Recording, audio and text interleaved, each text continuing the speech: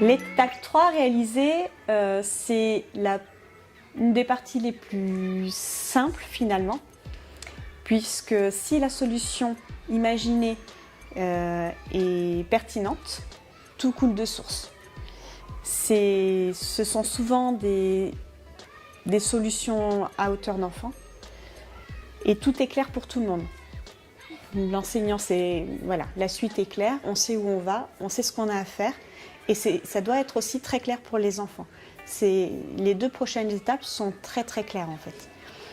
À titre d'exemple, les précédents projets, il y avait une année où les enfants avaient relevé qu'il y avait de la violence pendant les cours de récréation.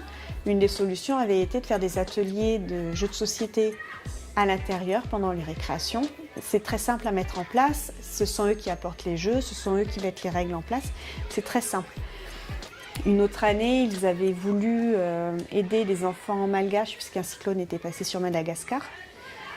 Ils avaient invité le président de l'association Mirana qui s'occupe d'envoyer de l'argent à une association sur Madagascar.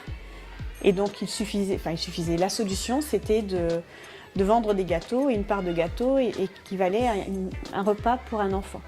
Donc voilà, la réalisation, une fois qu'on sait ce que l'on fait, voilà, faire des gâteaux, faire des affiches pour alerter tout le monde qu'il va y avoir une vente de gâteaux, c'est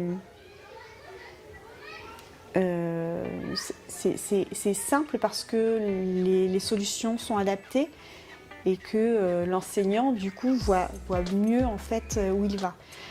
Et ça permet un travail pluridisciplinaire. On va travailler en géographie, sur les pays pauvres, pays riches, le problème de l'eau, les climats, les affiches.